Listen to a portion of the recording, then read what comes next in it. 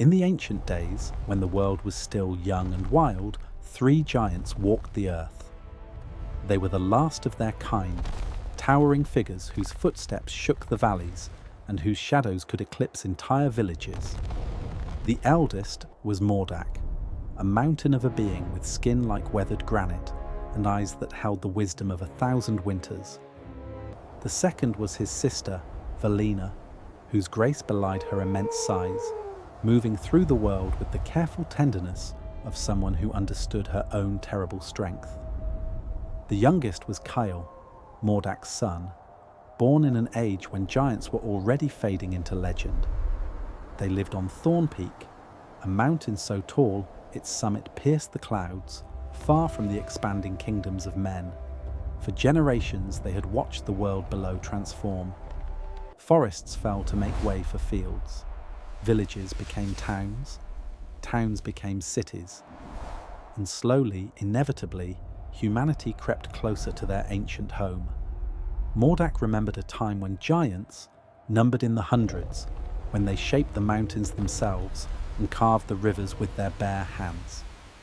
But disease, war, and the simple mathematics of a changing world had winnowed their numbers. Now, only 3 remained. He refused to let fear or bitterness consume him, choosing instead to teach Kale the old ways, the stories of their people, the songs that made the stones sing. Valina spent her days tending to a garden that grew in a hidden valley behind their peak, where plants from the world's beginning still flourished, some as tall as human houses, with flowers that bloomed once per century. She believed that if their race was to end, they should at least preserve the beauty they had protected. She moved among the ancient flora with infinite patience, her massive fingers as delicate as butterfly wings when she needed them to be. But the peace of Thorn Peak could not last forever.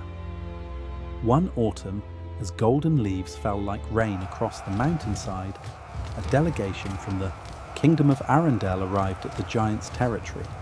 They came bearing banners and steel. Hundreds of soldiers surrounding a small group of nobles and their royal cartographer. They brought a decree from their king claiming Thorn Peak and all its surrounding lands, demanding that the giants leave or submit to the kingdom's authority. Mordak descended to meet them, each of his steps a minor earthquake. He towered over their assembled army like an ancient oak over saplings. The giant wanted nothing more than peace, had wanted it for all his long years. He explained patiently that Thorn Peak had been giant territory since before their grandparents' drew breath, that his kind had lived here when their kingdom was nothing but nomadic tribes. He asked only to be left alone, to live out their remaining years in peace. The nobles listened with faces of stone, then informed him that the king's word was law, that this was not a negotiation. They gave him 7 days to vacate the mountain.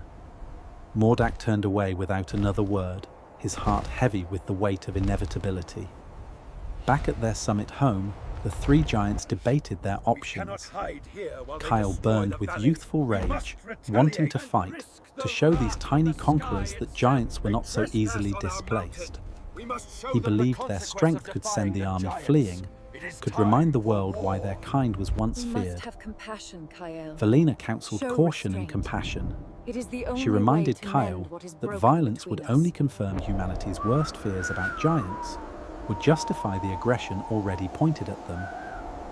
She wondered if perhaps they could find new territory, some undiscovered land where they might live undisturbed. But Mordak understood the truth that his sister hoped to avoid. There were no undiscovered lands anymore, no refuge that humanity would not eventually claim. The age of giants had passed not because they were weak, but because the world had simply grown too small for beings of their size. Every mountain, every valley, every forest was now catalogued, claimed, owned. On the 7th day, the giants made their choice. They would not fight and they would not flee. Instead, they would return to the earth that had birthed them. In the old way, the way of their ancestors, they would transform themselves into the mountain itself. becoming part of Thorn Peak forever, their essence woven into stone and soil. That final night, they sang the ancient songs together, their voices resonating through the valleys like distant thunder. Valina wept as she released her garden's seeds to the wind, hoping they might find purchase in some wild corner of the world.